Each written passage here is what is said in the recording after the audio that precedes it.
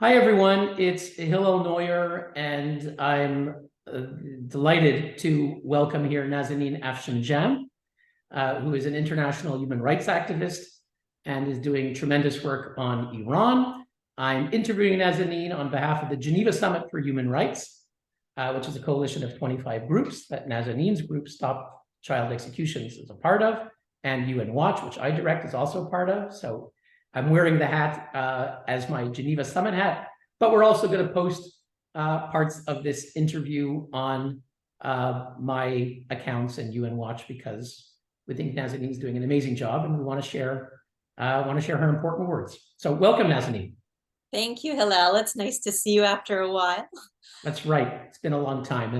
And let me introduce you and say a few words about how I know you and stuff like that. And then we'll come to some important questions we have about what's going on in Iran and hear your thoughts. I know Nazanin going back 13 years.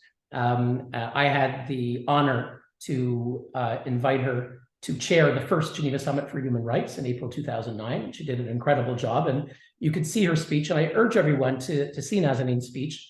I'll link to it in the social media descriptions. The speech that she gave in April 2009, where she really outlined terrible crimes that were being committed by the Islamic Republic back in April 2009. So, those who wanted to listen, those who wanted to know, the world knew, and now there's a new awakening. But really, Nazanin and others at the time told the world. And Nazanin came to Geneva, and we had hundreds of diplomats and human rights activists who were there. And then invited Nazanin to come back several months later, where she testified before the United Nations Human Rights Council. She presented an appeal on behalf of 50 human rights activists, Iranian human rights activists, together with Ahmad Batebi, who was a former political prisoner. And they called for an emergency session of the UN Human Rights Council to deal with Iran, something that we submitted as a formal written statement afterwards. And it took a long time for that to happen, but it finally did. And let me say, so that's how I know Nazanin. And actually, Nazanin is the one who really helped bring myself and UN Watch and the Geneva Summit into knowing more about the Iranian human rights cause, and has been an essential partner with us in so much of what we've been able to do in the past several years, which, among other things, is bringing Iranian dissidents, former political prisoners, every year to testify in Geneva. Nazanin is the founder and president of Stop Child Executions. She is recognized as a tireless human rights activist. She graduated from the University of British Columbia. She grew up in Vancouver, although is originally from Iran, with a BA in International Relations and Political Science. She served with the Red Cross as a global youth educator, was involved in matters such as landmines, children and war, the poverty disease cycle, natural disasters. Her passion for international human rights led her to complete a master's degree in diplomacy with a concentration in international conflict management at Norwich University in Vermont. In 2003, Nazanin Afshin-Jam became Miss World Canada. And as she has explained, she chose to compete in that platform as a beauty queen to get the global podium to speak out for human rights, including for Iran, which she has done to an incredible degree. She was awarded the Global Citizenship Award from the UBC Alumni Association, Emerging Leader Award from the YMCA Power of Peace Awards, Human Rights Hero Award from UN Watch. And in 2012, she was awarded the Queen's Elizabeth II Diamond Jubilee Award. She also has an honorary doctorate from the University of Western Ontario. So a very accomplished person and someone that I've had the honor to work with. So Nazanin, welcome. Thank you so much. That was such a long introduction, Hillel. You didn't have to do that. But I'm just so happy to be back online with you. We've been working for many years together. And I think at that time, about 13 years ago, we felt somewhat alone in this fight. I mean, there was a handful or more than that. I should give credit. There's maybe a few hundred people working on this cause, but what's so hopeful, which I'm sure you agree is the sheer amount of people that are behind these causes now. The Iranian people that have come out to show their support, and not just show their support, but lending their professionalism, their in whatever field they're in, they're trying to give. And that makes our work so much easier and so much more meaningful. And I think that's why we're seeing change at an expedited pace at this moment in time. Wow. Yeah, certainly, as you say, it's a huge difference that I see from even, I'd say, a year ago. And let's talk about that. I mean, I had the sense that the support for the protests, which are effectively a revolution in the making, is dramatically different, obviously, than the support that existed, 6 months ago, a year ago, for the cause of human rights in Iran. And I had the feeling, to some degree, that it was kind of a Churchill moment, in that Winston Churchill, throughout the 1930s, he was saying, there's this evil in the world. His name is Adolf Hitler. We have to do something. We have to arm ourselves. We have to get ready. We have to act. We have to act now. And he was saying it for a good decade. And no one would listen. They said, here's this warmonger, and he's crazy, and don't listen to him. And suddenly there's this moment in 1939, 1940, when Hitler's invaded all of Europe, and the people in England are like, wait a minute, what do we do? And there was Chamberlain, who said, peace in our time. He went to Munich, he came back, he said, I have Adolf Hitler's signature, everything's good, peace in our time. I'm maybe doing a caricature, but he literally did that, peace in our time. And suddenly there was this moment when everyone in England realized whatever we've been saying, government in power, is, was wrong. And there's one guy who's a leader who's been saying the right thing, and we need him. And they basically said, Mr. Churchill, can you come? And here are the keys. And when I watch Washington, okay, that it seems that for a decade or less that I've been watching, people like, Masih Alinejad, who've been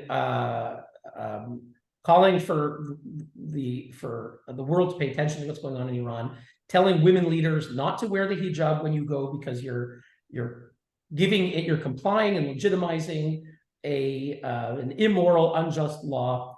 And then she was accused of being an Islamophobe, and she comes from a Muslim family, and she's not against the hijab, she's against the compulsory hijab, but they call her an Islamophobe. And other people who called attention to Iran, they said, you're warmongers, and all these people. And the group that was ascendant was called Nayak, and many of the Iranians who are watching this show will know exactly who they are. There was an organization that were apologists for the regime in varying degrees, and they were ascendant, and the mainstream media and all the established institutions were basically parroting the Nayak narrative, and people like yourself and many others weren't listened to the degree that they should have, and maybe even worse. Like I said, Masih Alinejad was, accused. Ilhan Omar, member of Congress who sat in the Foreign Affairs Committee, was saying nasty things about Masih Alinejad. And now, suddenly, in past several months, it seems to me, maybe I'm wrong, it seems to me like Nayak kind of shriveled away. And then suddenly people in America said, well, wait a minute. I mean, maybe not Biden yet, but a lot of people in mainstream America and the world said, wait a minute. People like Masih Alinejad, like yourself, like Nazanin, so many others, what they've been saying all along is reality. We should have listened to them. And Nayak seemed to shrivel away, and people who've been speaking out and calling it like it is seem to be recognized. Any thoughts on that process and that shift? Yes, well, there's an evolution in thought. So when I was fighting for children on death row through stop child executions, I learned early on that this regime is not reformable. I mean, they're not even listening to international human rights law, the same covenants that they themselves have signed, whether it's the ICCPR or CRC, that says that you can't execute anyone under the age of 18, they bypass it. They say Sharia law supersedes all international law, and they continue with their own agenda. So I knew that the only way for there to be real change in Iran was for a complete change in regime. And like Massey and others at the time, 15 years ago, when I was advocating this, I too was being called a warmonger, even though at no point in time in any of my speeches did I advocate for military intervention on Iran.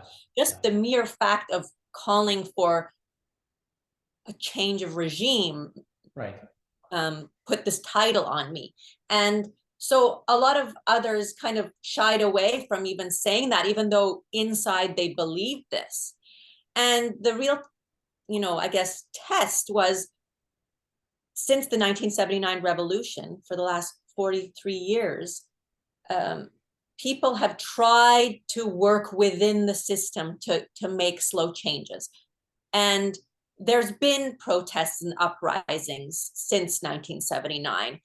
There was the student uprisings in 1999, and they were, upset about the reformist newspapers shutting down, and university students rose up. And then there was the 2009 Green Revolution, where people were saying, where is my vote? Because they felt like the elections were rigged, and people couldn't believe that Ahmadinejad came to power. Then in 2019, there was more protests with the surge of fuel prices and the recognition that this regime is very corrupt and mismanages, and basically is causing the downfall of the people, and they can't live proper lives. But throughout all of this time, people have been really angry and dissatisfied with this regime. This revolution that you're seeing since Mahsa Amini's death in September is not a new thing. Inside political, ethnic and religious minorities have been angered. Journalists, lawyers who are detained just for doing their job. I mean, this is an accumulation of 43 years of anger that has now finally spilled out on the streets, and people are now comfortable with saying that this regime is not reformable, and that the only way is for the collapse of the regime in its entirety.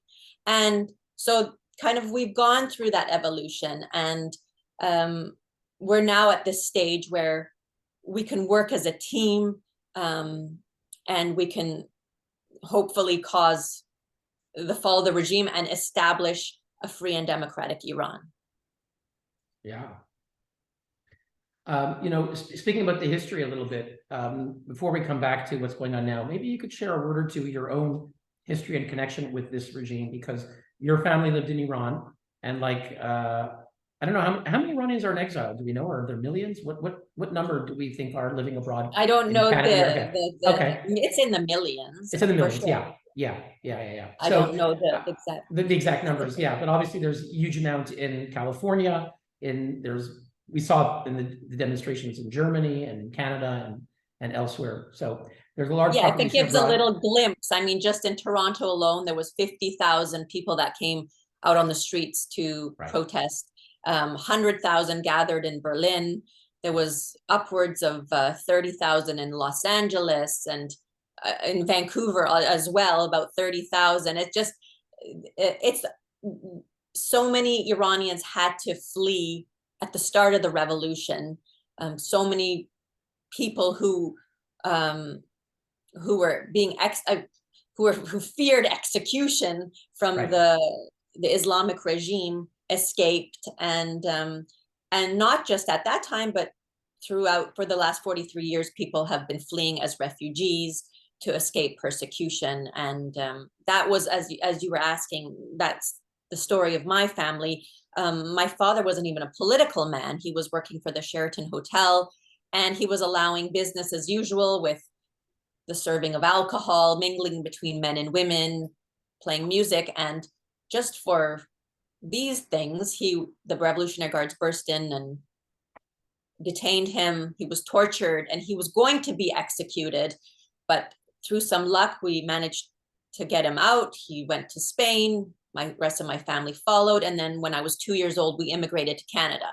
And that story is not unique. If you ask any Iranian in the world, you know, what their story is, they'll have something similar, or they'll have a family member or a friend who has somehow been affected by this regime in a terrible way. And there is so much trauma in this community that we're going to have to get over in time. Right. Yeah. I mean, one of the things in working at the Geneva Summit is working with so many people who've been through so much.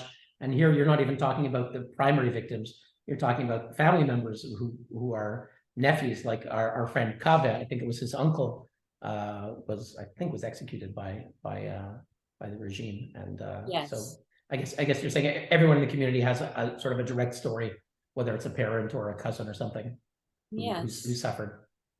Yes, and I think that trauma that I'm speaking of is what's contributing also to some of the fragmentation and disunity in our community for so long. There's been so much distrust.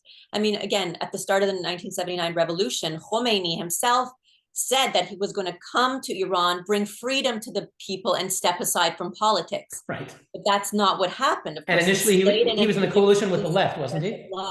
Sorry? Wasn't initially he was in a coalition with the left, and then like he killed them or something? Yes. And they believed, you know, this was going to happen. And then they were betrayed. And of course, this led to this theocratic, bloodthirsty regime that has so much blood on its hands, has killed millions of people. And so there is that distrust, and this regime is very sophisticated in the way that they continue to try to drive wedges between the different opposition groups. They have a very strong cyber army that their specific aim is to try to cause chaos. They make up lies, and they try to wedge differences between people. But I think in this climate right now, since Mahsa Amini's death, people have had this awakening, as you called it at the start of our talk. And they're starting to put down some of these differences and starting to realize that if we are going to have a chance at bringing down this regime, there has to be unity, and they have to put down their political differences at this moment. I mean, there's going to be a time in a free and democratic Iran where there will be debate among different political parties and different political leanings. Right. But this is not the time to have those fights. Right now, we have to unite in our common cause of wanting this regime to be ended, the common cause of wanting freedom and democracy, free elections, the rule of law, a constitution based on the Declaration of Human Rights. These are things that we all have in common. So we must come together in what unites us, put aside our differences for now, and then in the new Iran, you know, free for all. I mean, the Workers' Communist Party can have their debates with the secular Democrats, or even those that are advocating for a return to the monarchy. Only Iranians themselves will be able to decide that in free and fair elections, and in a type of a referendum to choose their system of government.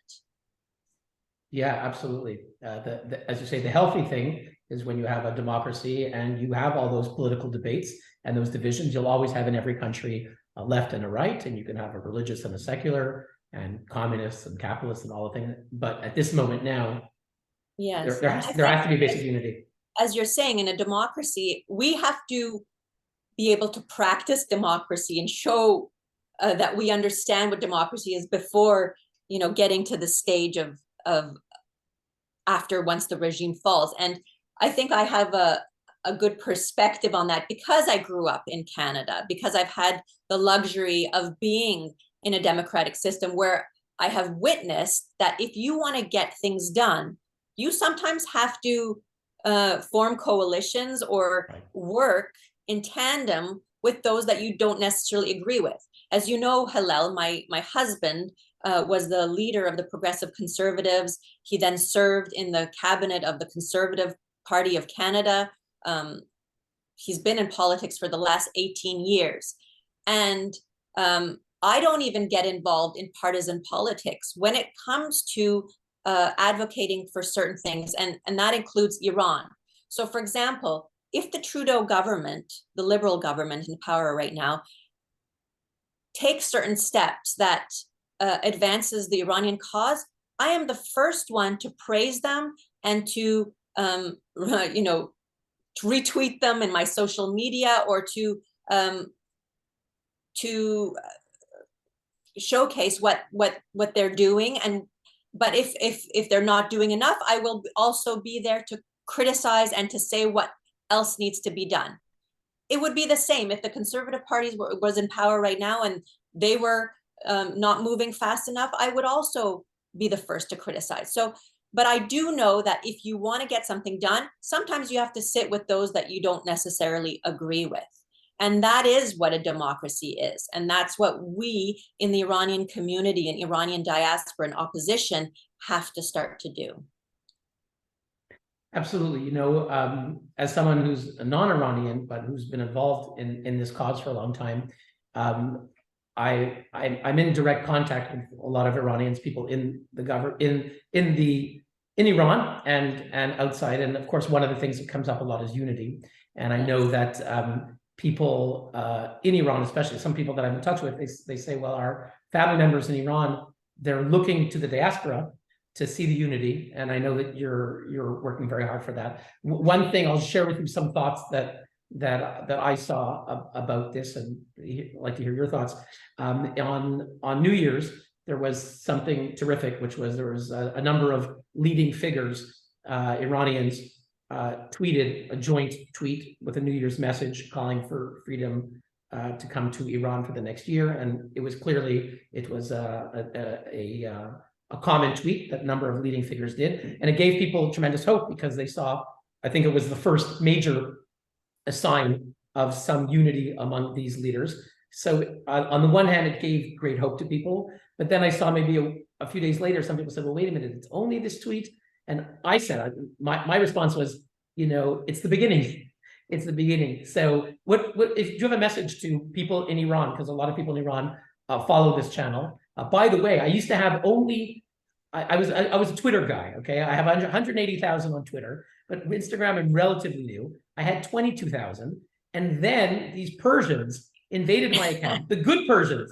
And I now have 55,000. So they've more than doubled my account. It's all these Persians, and they send me hundreds of messages. Not just Persians, because let's include the other ethnic groups, the Iranians. Iranians, thank you. You see, there's a nuance. There's a nuance that's lost on me. Right, Iranians. Thank you. Thank you. So it's Iranians of all kinds who follow, and they're great, and they encourage me. And so what is your message to Iranians in Iran and outside who are looking for unity? What can you tell them? I think they have to have hope. And I say this because I'm out here and I'm speaking to different people, and people are talking with each other, and there is a camaraderie. We might not see it happening online, but it is happening. You know, Masi is speaking to Nazanin. Nazanin is speaking to Reza Pahlavi. Reza Pahlavi is speaking to the next, and like to Ali Karimi. And Ali Karimi is speaking to Hamed Ismailiun. And they're all speaking at different times, and Shirin Ebadi. And you know, that common tweet was to do just that, was to exhibit a show of solidarity, to exhibit that there is this common, you know, purpose to bring about change in Iran. And it wasn't a tweet saying we are the official new coalition, you know. And I think people were quick to jump on the message. I mean, in one way, it gave a lot of hope to people, but then there was, of course, there's always some distractors who try to create some again, disunity, and they said, Yeah. well, where is this ethnic representation? Why is there not a religious minority representation in this? And the answer is simple, is that they were not trying to say that this is the end all, The be all end all. It's the beginning. Be all. Yeah. It is just to show that there is something happening. Yeah. And again, these members, these influencers or leaders or whatever you want to call them, they also recognize that they're not going to be the ones necessarily to decide once the regime falls, what's going to happen in the first 100 days. How is the transition going to look?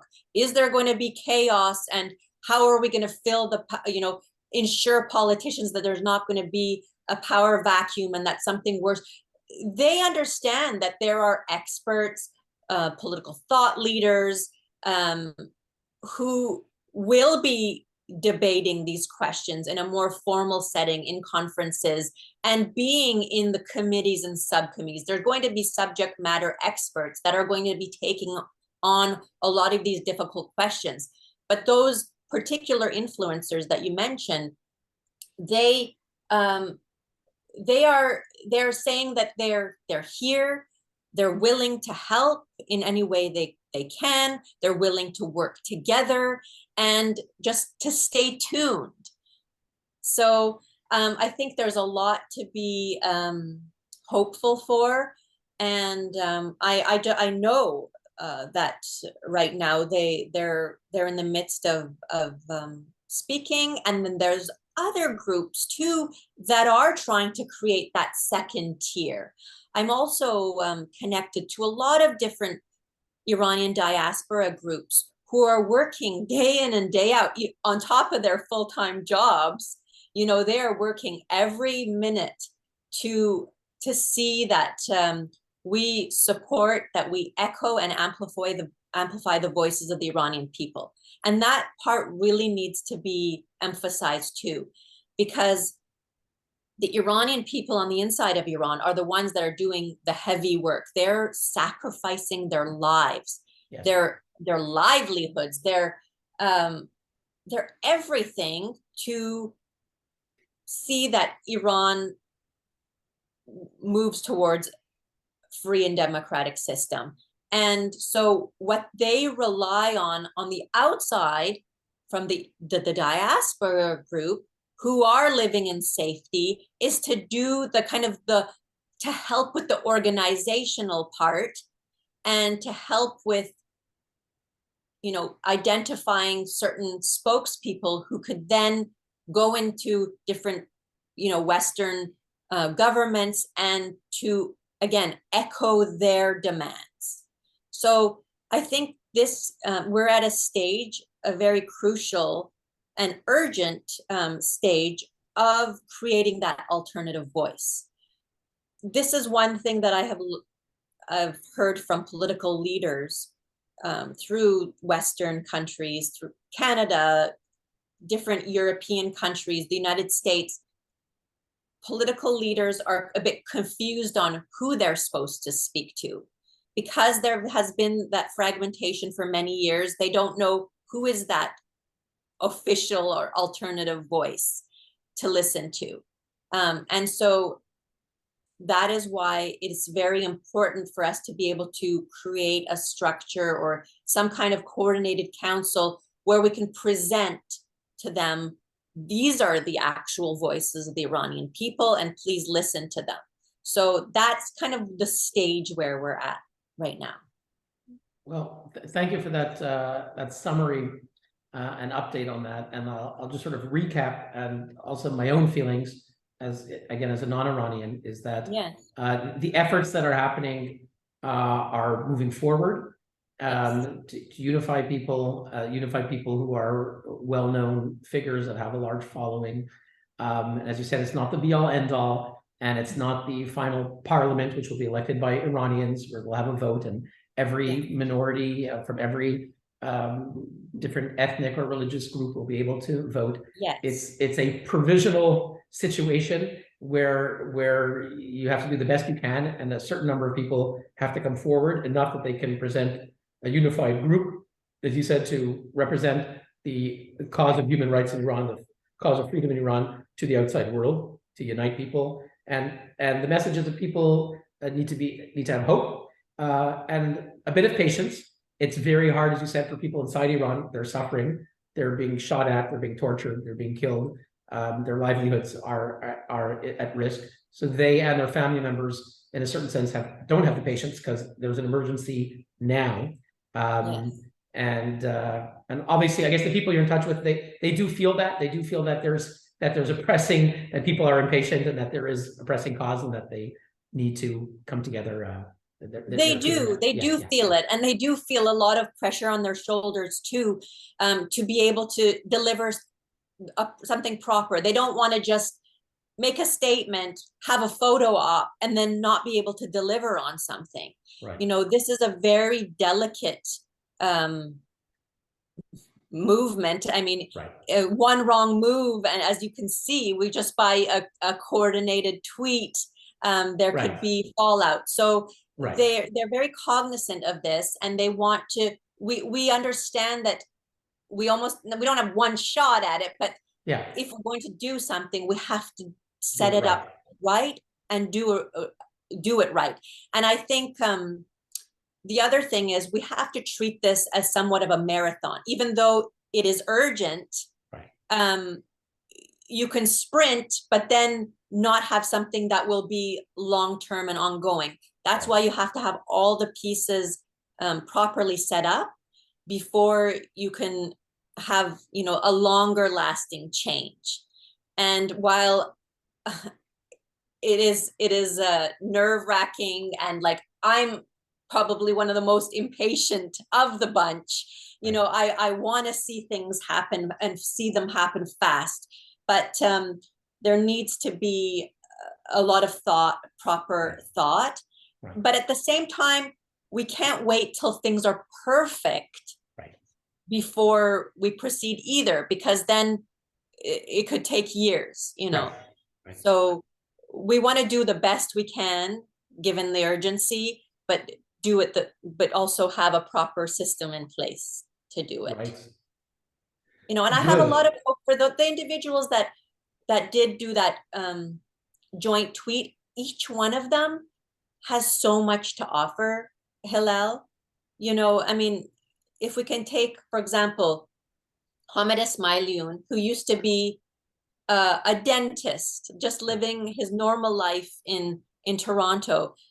His wife and young child were killed in that PS752 flight, and his whole life was uprooted. And he has dedicated his life to bring truth and justice to the families of the victims of PS752. And as a result, it's through his sadness and his anger that he's been able to mobilize so many people. It was his organization that were able to, you know, mobilize all those people in those huge rallies that you've seen across the world. Then you take somebody like Masih Alinejad, who's a bomb wherever she goes. She lives out her spirit, and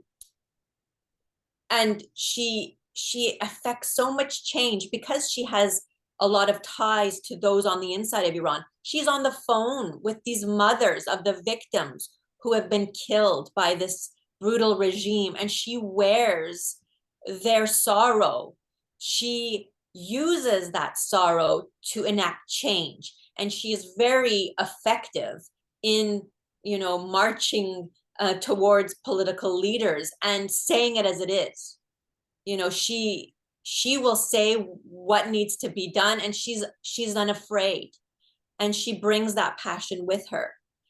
Nazanin Boniadi, such a sweet lady and huge activist who has been fighting for human rights for over a decade, and she has a huge following herself. So, you know, and then of course Reza Pahlavi has had a following for the past 43 years. He has so much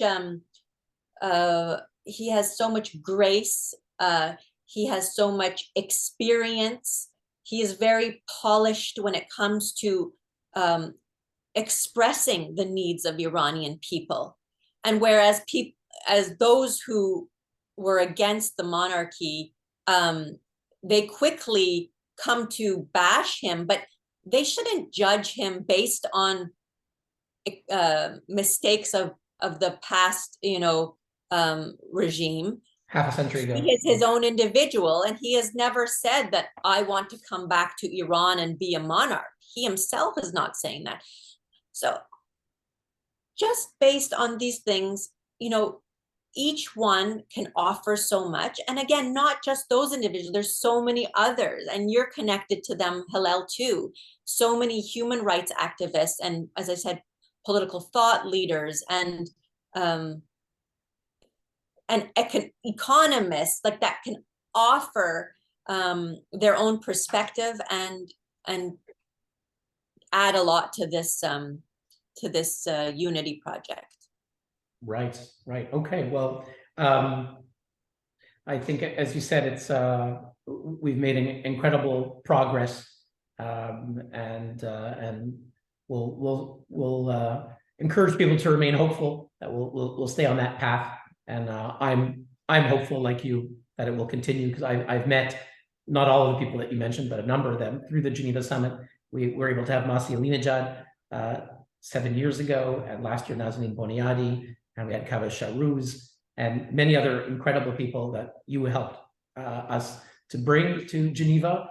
And I've met so many incredible people, inspiring people, who, as you said, give their everything for the cause. And I'm meeting people in Geneva, where I live, who have jobs, but they're not really going to their jobs.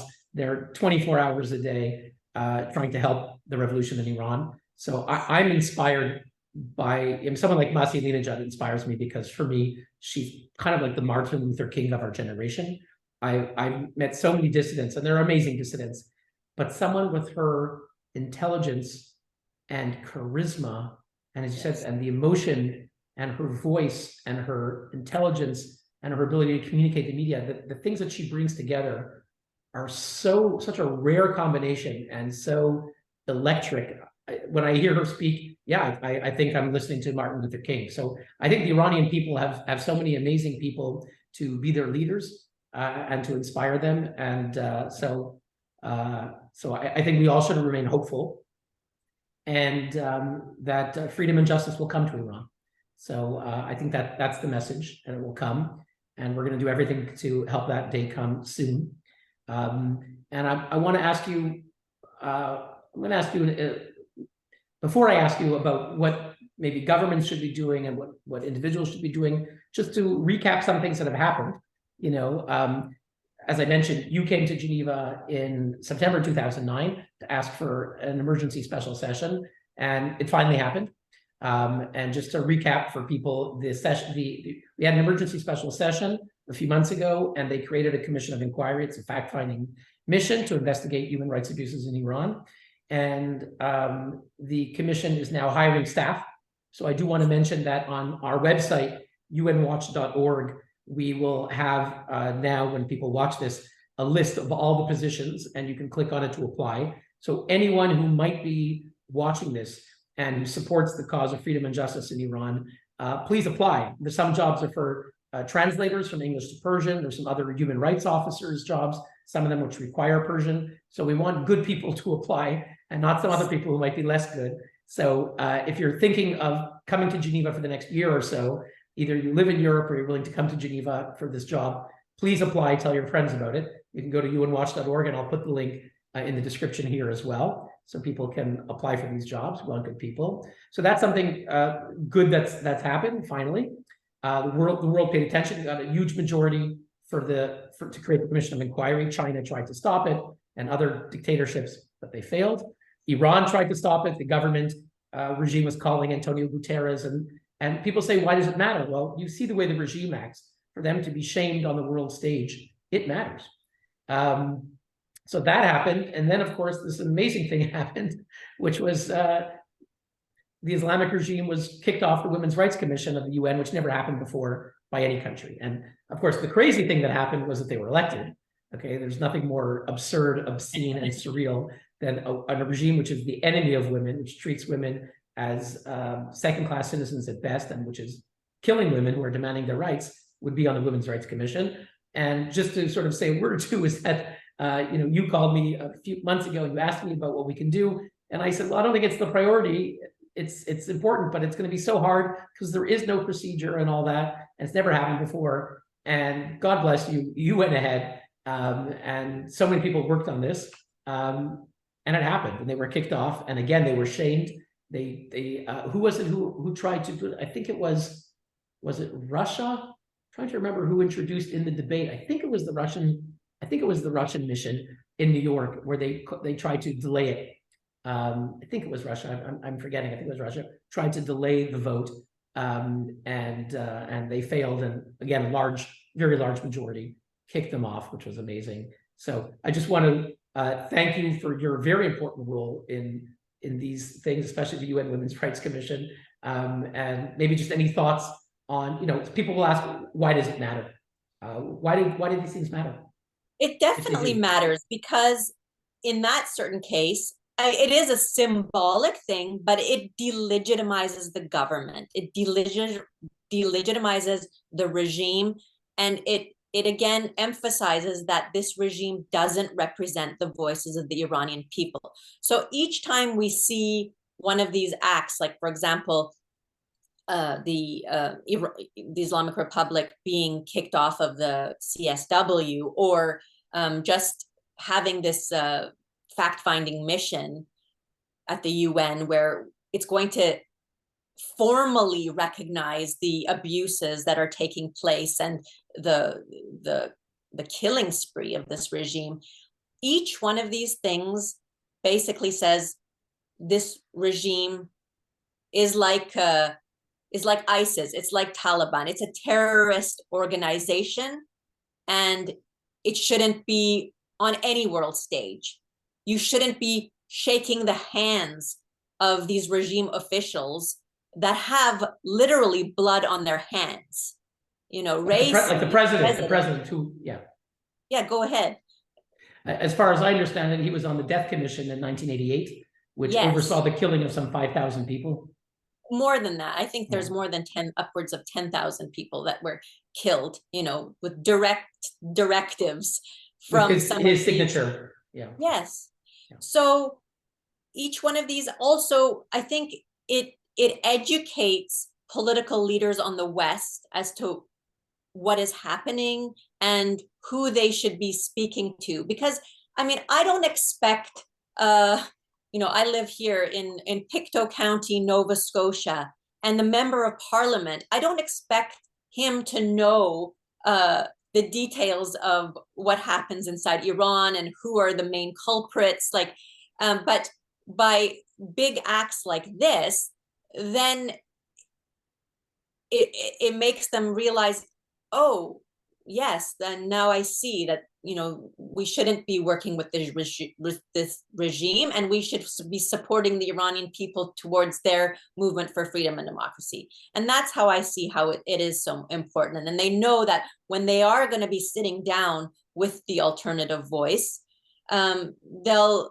give more weight to them, and maybe they'll be more willing to let go of their ties, their economic and diplomatic ties with regime officials. They'll be more inclined to sanction them, not just individuals, but their family members. They'll oust them from our borders. They'll apply Magnitsky sanctions, and very importantly, they'll list the IRGC in its entirety on the terrorist list. And I know upcoming, there's a very important date in Strasbourg, January 16th at 1 p.m. The Iranian community and beyond are meeting outside of the European Parliament to demand for the European countries to list the IRGC on the terrorist list. It's a very important date. And some Iranian members of parliament, or not Iranian members of parliament, but of Iranian descent, who are actual MPs in different European countries, are full force advocating for this. Ali Akhundi, Daria Safai, and others are calling for people to show up that day and to show their discontent. I know it's the European Commission that actually makes the decisions on these, I believe, but it first has to pass through the European Parliament. Is that correct, Hillel? I don't know the details. I'm the UN guy, I'm not the EU guy, but I should know. But yes, that sounds right to me. That sounds right. So I'm sure. And just a quick question for you, Hillel. Those that want to apply to put their names forward to help with the fact-finding mission, the UN special session that was underway, how are they vetted? Like how are they going to make the decision on who gets to get those positions? Do you know? Yes, basically my understanding is that they're applying to the UN Human Rights Office, which is called the Office of the High Commissioner for Human Rights, or OHCHR. It's 1,000 people in Geneva. It's part of the UN Secretariat. The High Commissioner is a new individual named Volker Turk. He's from Austria, and it's the UN's Human Rights Office. They act as the bureaucracy for the Human Rights Council. The Human Rights Council is the political body, call it like the legislature, and these are the bureaucrats. So as far as I understand it, it's these UN Human Rights Office bureaucrats are the ones who will decide. And generally there's some concern there because the UN is a body where there's a special rapporteur of the Human Rights Council who went to Iran last year, 2022. Her name is Alina Duhan. She's from Belarus. And her job is to say that sanctions are evil. So she's a special rapporteur against sanctions against dictatorships, sanctions that are supposed to help victims in Zimbabwe or Syria or Iran or Russia. And enough dictatorships, Cuba and Iran. Actually, in 2016, Iran was the head of the non-aligned movement, and they were literally the sponsor of this resolution to create a special rapporteur to say that sanctions are bad. And then the special rapporteur, first it was an Algerian diplomat who went to Sudan and Syria. And this woman's had the job for about 2 or 3 years. She's very active. She went to Venezuela. She said, it's terrible. Western sanctions are destroying Venezuela. And Maduro welcomed her. She's not that important person, but President Maduro welcomed her. And her report, which is complete propaganda, he waved it at the UN afterwards, said, the UN said, she went to Zimbabwe, same thing, said Western sanctions are destroying your country. The regime abuses are not important. And then she went to Syria and she went to Iran. And she went to Iran several months ago before Mahsa Amini, I think it was in May. But people were being killed in the streets at the time. She didn't say anything. She had a press conference. She wore the hijab and she said, the West is evil. Western sanctions are, all the problems in Iran are because of Western sanctions. And Iran took their report, the regime, the Islamic regime. And I was at the Human Rights Council in September, and they had posters, giant posters inside and outside with her report, her propaganda saying the UN said. Right. So why am I mentioning this to you is just to indicate that the UN is complex, and the same UN that finally did the right thing, and I'll go back. The same UN that elected the Islamic regime to the Women's Rights Commission removed Iran from the Women's Rights Commission. So who's the real UN? It depends. There are all kinds of people at the UN, and some are favorable to the regime, and some are favorable to human rights and democracy. Even in the UN Human Rights Office, there are people who are favorable to the regime. So who will decide? I don't know the names of the individuals. I hope, I would say this, that I'm fairly confident that the fact-finding mission will do a good job, okay? And that I'm fairly confident that you will not get the apologetics of this woman, Alina Duhan. I think there's enough pressure on the UN Human Rights Office to understand that they have to be legitimate. And there's no, I don't see competing narratives here. The regime has killed hundreds of people. They've arrested many thousands. Thousands have been injured, tortured, and the human rights groups, the large human rights groups have documented it, talked about it. So I don't see the UN Human Rights Office being able to do the wrong thing here. So that's comforting. Yes. I think that despite the concerns that I mentioned, you may not get people who are the very best, but because of the pressures that are there, I think it'll be. I'm hopeful that it'll be okay. And even there's 3 commissioners. I don't know how great all of them are and so forth. Maybe they're good, maybe they're not. But I think my sense is that they won't be able to dismiss the terrible crimes, and I don't think we'll get apologetics. The report might be really strong or good, but I think it'll be somewhere between good and very good. I don't think that it will be bad. But look, we will look at who the staff are. They usually don't disclose it, so you kind of find out accidentally, but we will find out. And so we will see who the team leader is. We will see who some of the human rights officers are. And if they are, I don't think there'll be people from NIAC. So I put in my tweet, we don't want NIAC hired. And it means that good people need to apply. And will the UN be super thorough about vetting people? You know, I hope so. Yes. And I know you're interviewing me, but again, I know that this is something that Iranian people want to know. If I may ask another question, what is the best case scenario that will come about from that fact-finding mission? Can they then hold some of these perpetrators against human rights and crimes against humanity to justice in the at the ICC, or what are we hoping for in the end? Yeah, I think it's a number of things. I think the first part is the things that you said, the symbolism. Just the symbolism that there is this investigation going on is powerful. So the Iranian regime is being investigated by an 18-member fact-finding mission, 18 staff led by 3 commissioners, and it will take, I don't remember the exact details, maybe it'll take 6 months or a year. It'll take something like that, between 6 months and a year. And the symbolism is powerful. So that's number 1.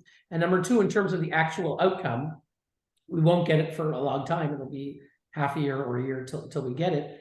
But the outcome is a report. It's usually between 100 and 300 pages.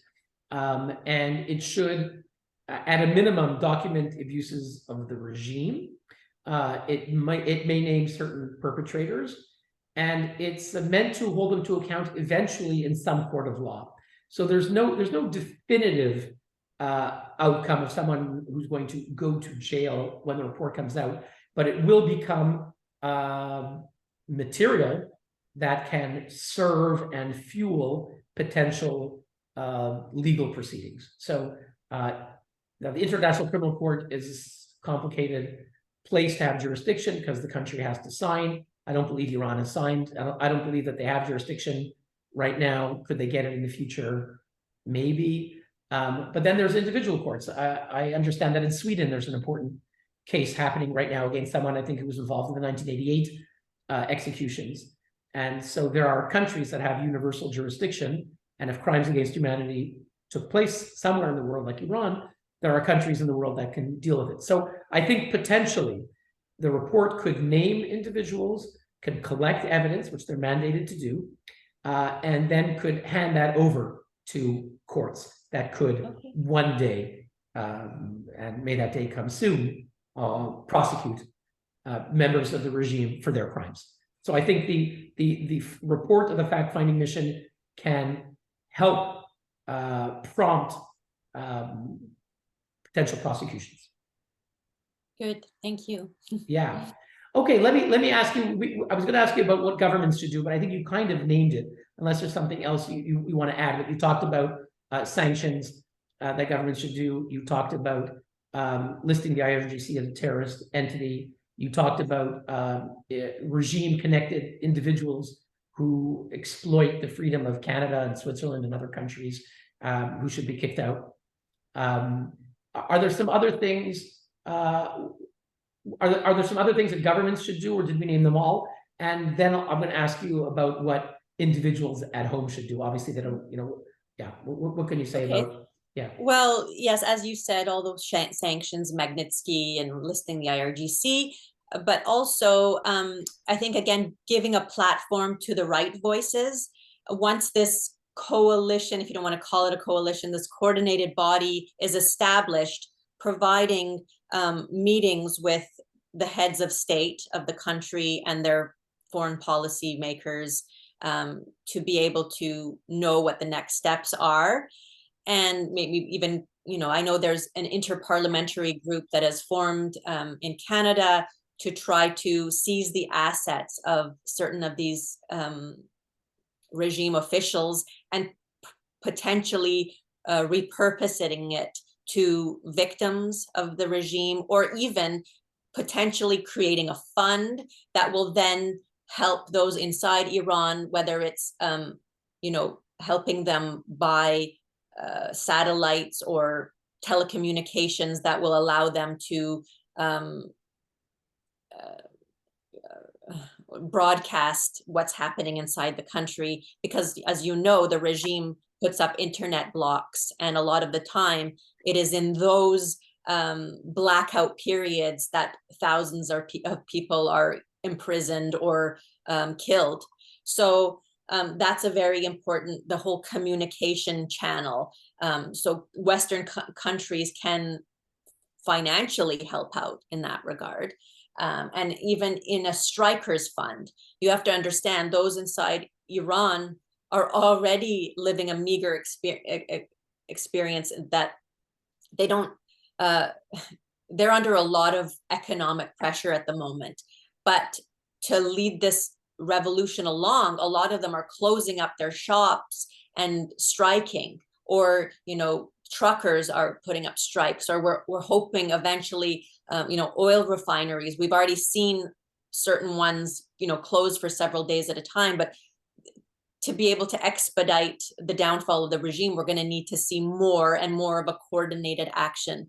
So if there is a strikers fund in place that will help some of these families, put food on their table and that of their loved ones, then it'll help expedite the downfall. And so these are some of the things where I can see Western countries at some point will be able to help. But just as Masih Alinejad, whom you have much respect for, has already called out, we're not asking for even the Western countries to go and save Iran.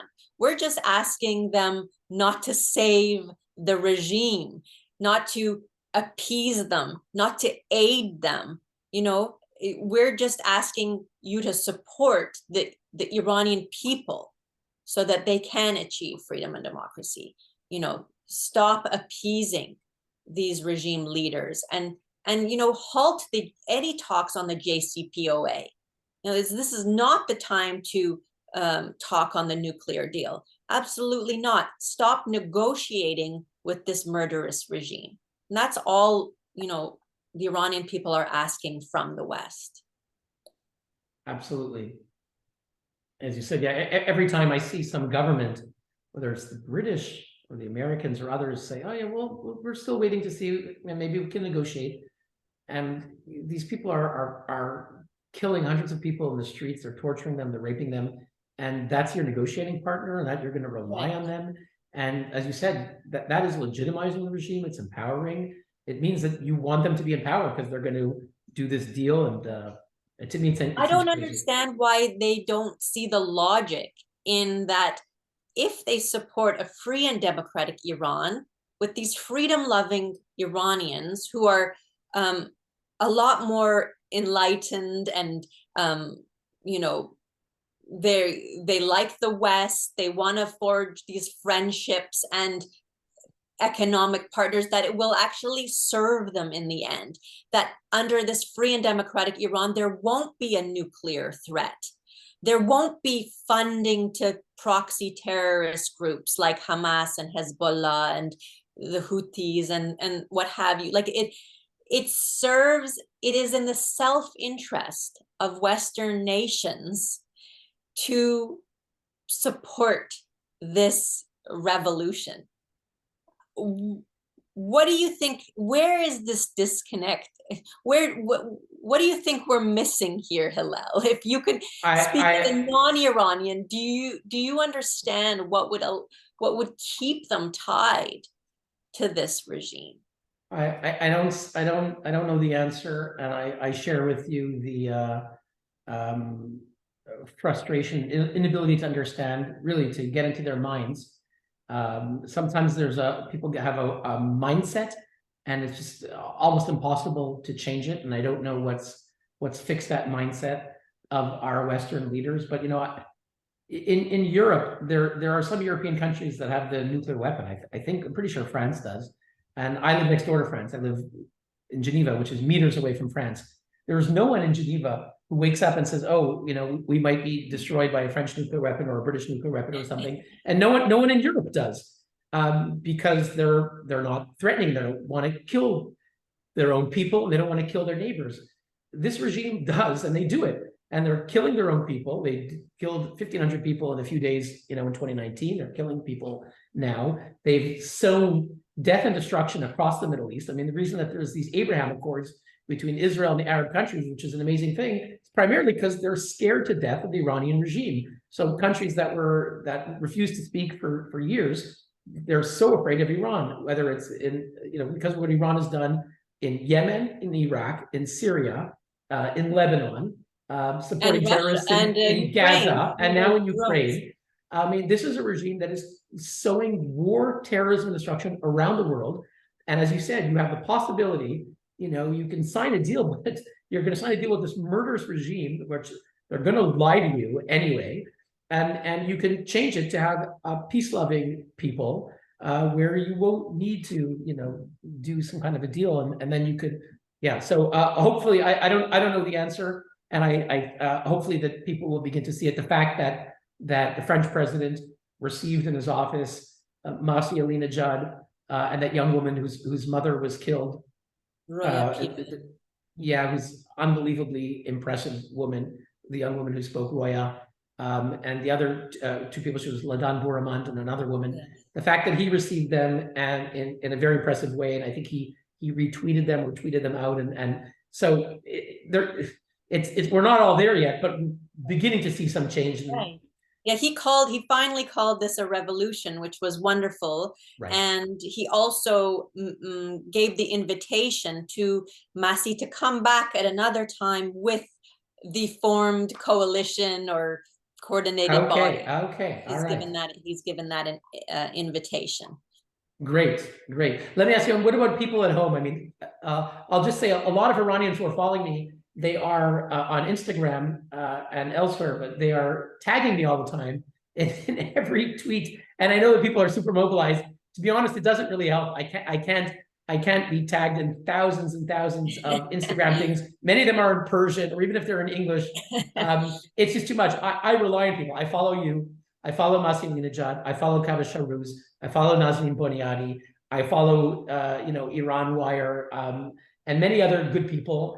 And and there's a limit of how many people you can follow, and I rely on them, people that I trust and I know, and obviously I follow the news. I get my information, and I get thousands of things. So I do want to tell people following at home and who are watching this on Instagram, don't tag me, because then I had to turn off all my messages because people were sending me hundreds and hundreds of messages, and I just impossible for me to look at them. So, it's just testament to the good work you're doing, and on behalf of the Iranian community, I want to thank you for years of service to promote human rights and democracy for Iran. I mean, you were one of the early friends of Iran. I honestly consider you in the category of those who have really led the charge, and who one day, I hope, in a free and democratic Iran, we can make into an honorary Iranian citizen. Thank you, Nazanin. I really appreciate that, and that would be a great honor. That would be a great honor. So we said that people following at home, whether in Iran or abroad, I don't think you should be tagging people, because that's not helping. What are some things that you think that people at home could do, if they could do anything? I don't know. Well, they can, as you are doing, follow the news cycles, follow certain individuals that they respect, and retweet. Yeah. Make your own creative tweets or just actions. Like, I know there's people in the arts world, and they're doing what they can. There's dance troupes that have embody this revolution and are creating really creative dances. There's artists who have done huge murals, have created sculptures out of the snow, out of bronze. There was this huge art installation called Eyes on Iran at the Four Freedoms Park overlooking the UN at the time when we were trying to kick the Iran off the CSW.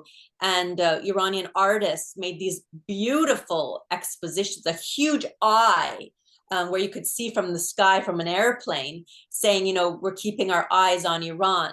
And so everybody's doing their part. There was a couple of Iranian actresses that mobilized the celebrities to, put up a sign that says no executions in Iran. Because as you know, right now, Hillel, there's over 100 people who are at risk of execution.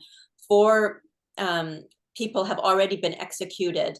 And there's 2 Muhammads who are at risk in the coming days of imminent execution. So it's very actually inspiring. People in the legal field, as you said, Kaveh Shahruz and Gisunia, who are very, they're very comfortable with international human rights law.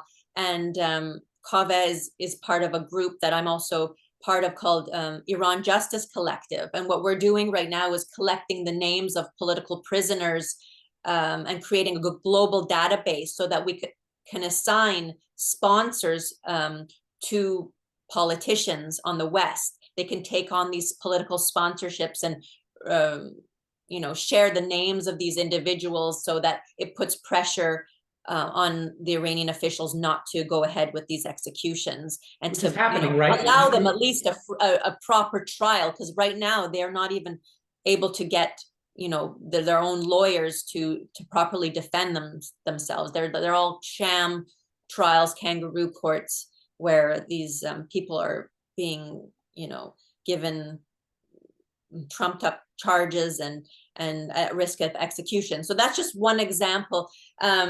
There's doctors, Iranian doctors have come together. There's over 100 doctors who are under the title of Massa Medical, under the leadership of Dr. Arash Alai, and they're providing free medical information to those that have been injured in these protests. Because as you probably also know, protesters can't go to the hospitals to get treatment because regime officials are waiting to nab them and take them directly to the prison. So everybody in their own way is trying to give to this cause. So as an individual watching this, you have to just say to yourself, what are my talents? Where can I best give to this cause? Whether it's just showing up at a rally, signing a petition, telling your colleagues in your workspace. Like there was an Iranian woman in a business setting here in Canada, and she called on me and she said, would you speak to the network of business people in my firm?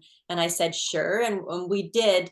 And she said it helped a lot because, as an Iranian, we're experiencing a roller coaster of emotions, from hope, but also being scared about these individuals that are being killed and maimed in this revolution. And she said, just by that talk, my colleagues now understand what we're going through and like why we're not ourselves these days, and giving kind of an action plan to them and how they can help. So just by just really sharing the information, writing to your own members of parliament and telling your media that this is something that's important to you, that you want to keep in the news cycle, and that your own members of parliament know that this is also very important to you.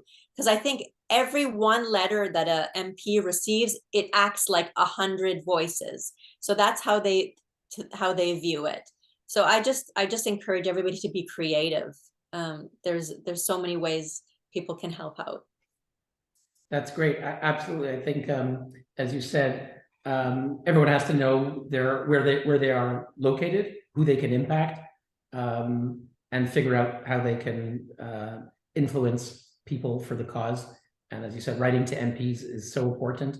not so many people write to members of parliament. So when someone does write and they're passionate, members of parliament, whether they're in Canada, United States, the Netherlands, Germany, Switzerland, and so many other countries, they will see it and it influences them. And the fact that we have seen various MPs who, let's say in Switzerland, it's a country where it usually doesn't like to get involved in things and they're neutral and all that, but there are some MPs who are active and so forth. And in many countries, we had, well, the Canadian Parliament was great. They got, I think it was Melissa Lansman who brought this motion in the Canadian Parliament very early on to call on for Canada to support expelling the regime from the Women's Rights Commission, from the Commission on the Status of Women, the CSW, and that was great. And the Netherlands did it, even though the foreign minister initially wasn't so keen on it, but their parliament and the French parliament, there's an Iranian member of the National Assembly, l'Assemblée Nationale in France, who did an important job there, which is great that you have Iranian origin MPs in Sweden and in France, and of course in Belgium, Daria Safai, who's amazing, who's an incredible activist, someone we've brought to the Geneva Summit. And so that obviously you have the Iranian MPs, but then you have regular MPs who listen. Yeah. So all of those things matter. There's 183 Austrian MPs who have taken on political sponsorships of Iranian political prisoners. Wow. 200 MPs in Germany who have taken this on. And again, we're creating that global database. We're almost ready to launch. And then we can, you know, quickly link. Assign. Assign. So there's a lot of hope in good. I'll just say that you know, each action that happens that the individuals take, together with things we did at the UN, which at the end people say, well, what did it do? Each condemnation, each expulsion of the regime is another straw on the camel's back. One more straw and one more straw. And you know, the Soviet Union had existed for a long time, but one time it just collapsed. Actually, a bullet wasn't fired there. No bullet was fired. It just collapsed under its own weight. But it was after many people had worked and activists and many things were done. And Ronald Reagan stood up and called it an evil regime. Many things had to happen. So hopefully that each action that you're taking, that your colleagues are taking, that members of parliament take, that individuals at home will take, will be one more straw on the camel's back, and that we can break this murderous regime. Absolutely. Just like South Africa, we were able to end the racial apartheid there. What we're hoping in Iran, to end the gender apartheid and the tyranny. And I think with the acts of the international community, if we all come together and, as you say, one by one, create these different changes, we'll be able to get to our goal. Great. Well, amen to that. And I'm going to wrap this up by first saying thank you, Nazanin, for taking the time. I know you're a mom and you have a lot of obligations. You're also running a revolution and many things. but so kudos to the amazing women who can do so many things at once. I wish we guys could learn how to do that. I'm lucky if I can walk and chew gum at the same time. But we learn from the women that can do all these things. So that's amazing. And I just want to tell people, I mean, you were raising a family and now you're back extremely active, and that people should follow you.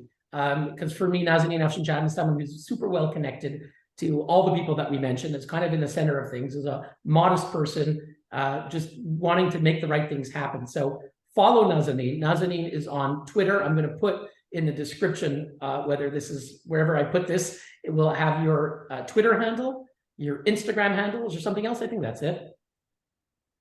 That's Twitter it. And Instagram. There's Facebook, but I'm using it less. I think I'm most active on Twitter, at Nazanin AJ, because as you know, there's a lot of amazing Nazanines.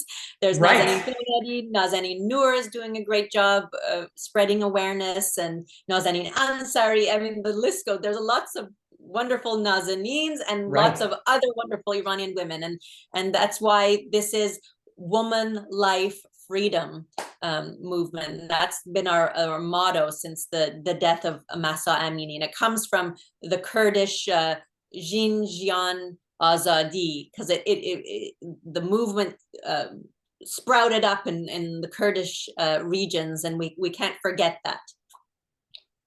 Okay, so Women, Life, Freedom. Let's end with that. Thank you for being with us.